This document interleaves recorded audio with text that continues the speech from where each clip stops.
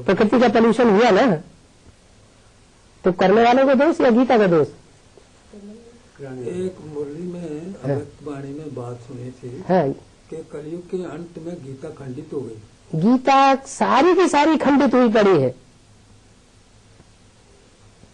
तो वो सारी की सारी गीता खंडित हुई पड़ी है। तो गीता कोई चैतन्य होगी गीता माता या कोई पुस्तक की बात है? वही मेरा विचार चला कि जब वाणी में है कि कलयुग के अंत में गीता खंडित हो गई, हाँ, तो इसका मतलब गीता माता खंडित हो गई। बिल्कुल खंडित हो गई। अभी ऐसे जो बोल अभी की बात है, अभी जो खंडित हो फिर माँ काली का रूप भी धारण करेगी वही, बस अच्छा, यही असुरों का संहार करेगी, क्योंकि वो सबसे ज्यादा अनुभवी है माताओं के बीच में।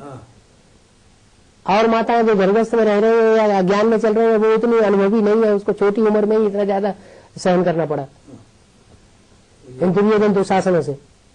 नहीं, गीता पूरी की पूरी खंडित हुई है। हाँ, सारी की सारी गीता खंडित हुई पड़ी है, उससे सृष्टि का अकल्याण हुआ है। बाहर की सृष्टि का तो बाद में कल्याण, पहले ब्राह्मणों की सृष्टि का कल्याण हुआ है, एडवांस पार्टी का कल्याण हो रहा है। पूरी एडवांस पार्टी के बच्चे और बच्चियां जो सरेंडर हुई पड़ी है 300-400, सारी चिल्ला रही है मम्मी मम्मी मम्मी।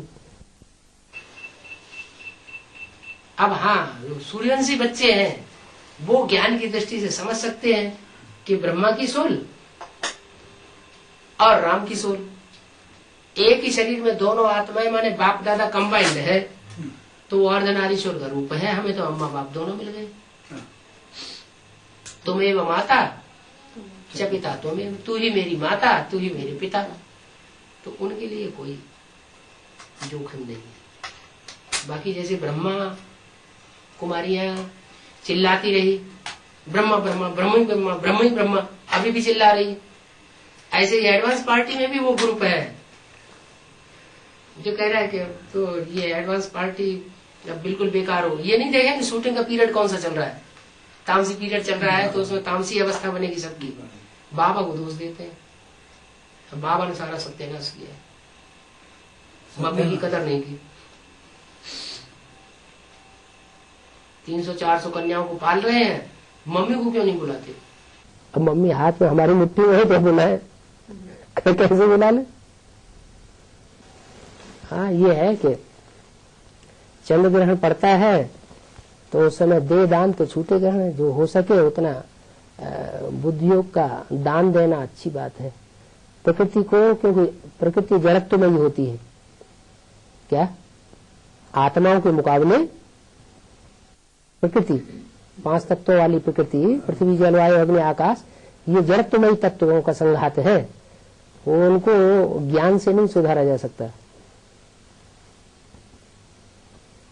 उनका सुधार सिर्फ स्नेह से हो सकता है। स्नेह माना याद,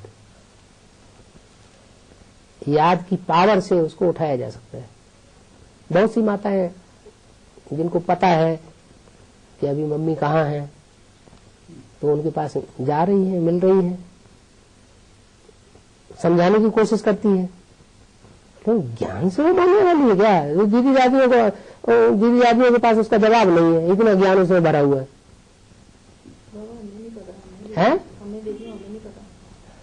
तो आप दिल्ली में जाकर के, दिल्ली में वो लोग भी हैं जो रावण संप्रदाय है एडवांस पार्टी के अंदर, जो मम्मी को मुट्ठी में किए हुए, आप उनसे पता लगवाइए जाके, आप उनसे मिलिए।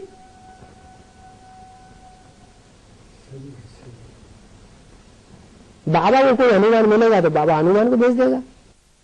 अब कोई हनुमान दिखाई तो पड़ता नहीं।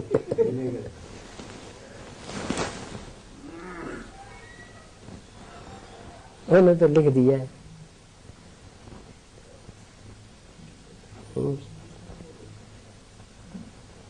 हनुमान की पूंछ में लगन न पाई आग, लंका सारी जल गई नजय निशाचर भाग। क्या पूछ रहे हैं गीता पढ़कर में, बाबा कह रहे हैं गली गली में खोलो। हाँ हाँ, बाबा तो कह रहे हैं ऐसे ऐसे ऐसे फरकट युगल निकालो जो एडवांस ज्ञान में बेसिक नॉलेज में खूब तीखे हो, और उनको निमित्त बना करके बैठा दो। युगल ना, हाँ युगल है, वो युगल बैठ करके लक्ष्मी नारायण बने, अपने घर का माहौल लक्ष्मी नारायण के मंदिर जैसा बनाए और दूसरों को लक्ष्मी नारायण बनने का पुरुषार्थ करें। करना तो कुछ भी नहीं है, निमित्त मात्र बैठना है सिर्फ कहने के लिए। पढ़ाई तो सारी बाबा की वाणी पढ़ाएगी। एडवांस में ये एक विशेषता है, किसी को कुछ सुनाने की दरकार नहीं। किसी को कोर्स देना है, मम्मी बाबा की जो कैसेट्स हैं, मम्मा की भी कुछ कैसेट्स ऐसी हैं कोर्स की, वो कैसेट सामने रख दो सुनाने के लिए। वो ध्यान से सुनेगा तो एडवांस नॉलेज सारी आ जाएगी। कोर्स मम्मी बाबा की कैसेट कराती है। सुने थे मम्मा की कैसेट सुने। बाबा मतलब मेरे घर में गीता पाठशाला नहीं खुल सकती। आप तो कुमार हैं, फिर आप घूम फिर के सर्विस करिए। आप घर में गीता पाठशाला खोलने की आपको कौन सी आपकी पत्नी बैठी है जिसकी आपको सुरक्षा करने के लिए 4 दीवारी के अंदर रहना है? आपको 4 दीवारी के अंदर रहने की जरूरत है? 4 दीवारी के अंदर रहने वाला ज्यादा सर्विस कर सकता है या जो बंधन मुक्त है वो ज्यादा सर्विस कर सकता है? बाबा ने अभी एक सीट खाली रखी है हनुमान की, आप ले लो। हनुमान की सीट खाली रखी है, आप ले लो। है पूछ में आग नहीं लगाने के लिए तैयार। देवयानी की पूछ जीव की बरकरार बनी रहनी चाहिए। हम पुरुष हैं, शादी होनी चाहिए, तो बार बार संकल्प आता है कुमार है। बाबा ने कहा बाबा को अपना साधन समझो। है पतियों का पति तुम्हारा आया हुआ है, तो कुमारों को तो मिल गया युगल। इससे ज्यादा फर्स्ट क्लास युगल तो कोई मिलता नहीं है। शिव बाबा कैसे हमारी युगल बनेगा? हम तो पुरुष हैं, तो पुरुष बनेगा देवान आ जाता है बार बार। मैं तो बनाने को तैयार हूँ, पर जुगल रहती थोड़ी एक पूरा ऑल इंडिया ऑल इंडिया में घूमती फिरती है, माने उसको सेवा नहीं करने बांध के रखेंगे। नीति जा तो मुझे भी अगर युगल में इतनी शिफ्ट है कि ऑल इंडिया में घूम के सेवा कर सकती है, तो उसको युगल ने उसको परमिशन नहीं देंगे। तो अकेली क्यों जावे, मुझे भी साथ में ले जाओ। चलो आपको वाम बना देते हैं। और क्या, पत्नी बेचारी आधीन होती है पति के। तो कब करा रहे हो, कब चल रहे हो? अरे ज्यादा खर्चा नहीं होने देंगे। नहीं ऐसे करेंगे ना बाबा, जब आप जम्मू में आओगे ज्यादा खर्चा नहीं होने देंगे आपको। ज्यादा से ज्यादा एक टूर में, ऑल इंडिया की टूर में 30-40 हजार खर्चा होगा, इससे ज्यादा होगा। बाबा तो कम खर्च वाराणसी। नहीं, जब आप जम्मू में आओगे ना तो मैं आपके साथ रहूंगा। हमारा विश्व कल्याणकारी नहीं बनेंगे, है बनेंगे बाबा, बनेंगे उतना पैसे का। देखो आपने एक दिन बताया था कि लाखों का हमारे ऊपर वो हुआ पड़ा है, कर्जा हुआ पड़ा है, तो दुनियावी धंधे दौरे में खर्च कर देते हैं। ईश्वरी धंधे खर्च करने के लिए, ईश्वरी धंधे के लिए बल्कि बाबा ने खास बोला है, कर्जा नहीं करके भी ईश्वरी सेवा में लग जाओ, उसके लिए परमिशन दी है। लौकिक धंधा दौरे के लिए कहा हुआ है। सब धंधों में है नुकसान सिवाय एक ईश्वरी धंधे के।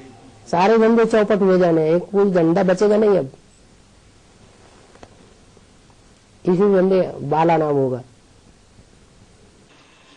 दादा लेखराज दधीचरीज का मिसाल है। दादा लेखराज की हड्डियां पीस कर हम तुमको खिला रहे हैं, वो तो बहुत अच्छी चीज है। उन्होंने हड्डी अपनी यज्ञ में लगाई है। वही तो सच में बोला मेरी आशा है, एक्चुअली कोई बात नहीं। उन्होंने कुछ नहीं बोला बेचारियों ने। उनको जैसा माउंट आबू में ट्रेनिंग दी गई है जगदीश भाई के द्वारा, वो ट्रेनिंग की ही सारी बातें बोल रही है। ऐसी ऐसी बातें कलेक्ट करने से जगदीश भाई के दिमाग में ट्यूमर बन गया। जगदीश भाई चला तो गया, पीछे अचानक शरीर छोड़ा। उसे ट्यूमर भरे कमला नगर सेंटर पर रहता था पहले गुलजार दादी के साथ। कमला नगर दादी के साथ रहा है जब तक पांडव भवन नहीं बना दिल्ली में। 73-74 में जब पांडव भवन बन गया तो गुलजार दादी को उस पांडव भवन का संभाल करने के लिए भेजा गया।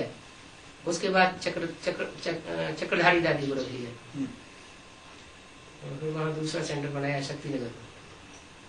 तो कमला नगर का सेंटर जो है उसका टाइम पूरा हो गया था, लेकिन छोड़ अभी भी नहीं रहे। और सरकारी कानून ऐसा बना हुआ है कि कोई किराएदार को निकाल नहीं सकता जल्दी। ऐसे नीति ये कहती है कि अगर किराए पे मकान लिया है, किराए किराए को मकान देने वाला मालिक जो है मना करता है कि हमारा मकान छोड़ दो, तो छोड़ देना चाहिए।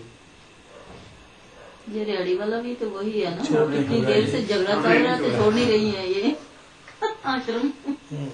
दादियों को भी मिली जा करके जिनका आश्रम है, बहुत कुछ हुआ है, लेकिन उन्होंने छोड़ा। ये तो गवर्नमेंट की जगह है, नजूर की जगह है, नजूर की जगह ये रेहड़ी जो आश्रम है। ऑल इंडिया में सैकड़ों नहीं हजारों बिल्डिंगें खड़ी कर दी हैं। बिल्कुल। और श्रीमत के बरखिलाफ एक ऑर्गेनाइजेशन बनाया गया है, उसका नाम रखा है वर्ल्ड रिन्यूअल ट्रस्ट। बहुतों को पता भी नहीं है। उस वर्ल्ड रिन्यूअल ट्रस्ट से ये सारा प्रजापिता ब्रह्मा कुमारी ईश्वरी विश्वविद्यालयों का संचालन होता है, और सारी बिल्डिंगें तैयार बनाई जा रही है। वो ट्रस्ट का ये ट्रस्टी है रमेश भाई, उनके हाथ में सारा कंट्रोल है। वो भी दीदी बॉम्बे वाले को कंट्रोल करने वाला एक आदमी। वही। हाँ जी, हाँ जी, वो भी एक सिर है। वो भी सिर है। ये आए थे दीदियाँ जमीन खरीदने हमारे पास, उसके लिए आश्रम के लिए। बाबा ने तो मना किया है मुरली में, प्रॉपर्टी नहीं बनानी है। अभी प्रॉपर्टी बनाने का टाइम नहीं है। अभी विनाश सामने खड़ा है, तुम प्रॉपर्टी क्यों बना रहे हो? ईश्वरी सेवा में लगाओ अगर पैसा है तो। और वो माउंट आबू के लिए छूट दी है। नहीं, माउंट आबू के लिए कहा हुआ है कि माउंट आबू में तो आगे चल करके सारी की सारी जमीन सारी माउंट आबू खरीद करनी है। तुम बच्चों के लिए मकानात बनेंगे, नहीं तो 4.5 लाख ये कहाँ आकर के रहेंगे? दुनिया तो ठुकराएगी तुमको। हाँ जी, बोला होगा एक दिन भी रहेंगे तो चालू करवाती मिलेगा, एक दिन भी रहना चाहिए। तो अभी आबू पूरा परचेज नहीं हुआ है ना? नहीं, अभी तो कुछ भी नहीं हुआ है। अगर किसी को प्रॉपर्टी खरीदनी भी है ब्रह्मा कुमार को, तो माउंट आबू को खरीद लेना चाहिए। हाँ जी, अभी फिर भी सस्ती मिल रही है। पूर्ण भाई ने खरीदी हुई है, पूर्ण भाई ने खरीदी। हाँ जी, हाँ जी, अभी खरीदना फिर भी ठीक है, सस्ते में मिल जाएगी। माउंट आबू में हाँ जी, खरीदनी चाहिए वहाँ, बिल्कुल खरीदनी चाहिए। बाबा ने बोल दिया है आगे चल के सारा का सारा माउंट आबू ही खरीद करना पड़ेगा। हाँ, ये तो कहा मुरली में बोला है। पैसे बहुत लगते हैं। सबसे बढ़िया धंधा कितने ये लेते है। हैं?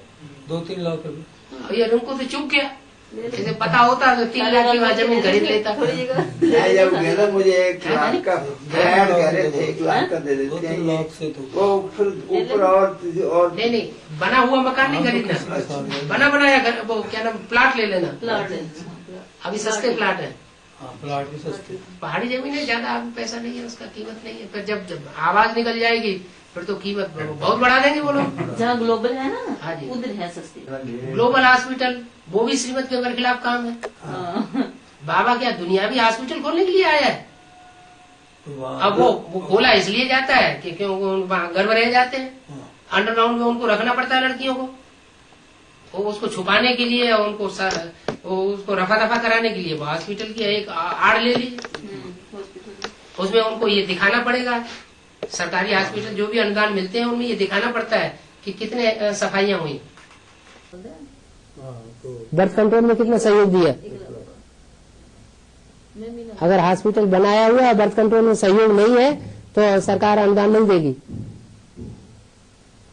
बाबा ने तो किसी को बोला नहीं कि दुनियावी हॉस्पिटल खोलना है, तो दुनियावी जो ट्रस्ट होते हैं वो हॉस्पिटल वगैरह और विद्यालय वगैरह खोलते हैं डागली पढ़ाई के लिए।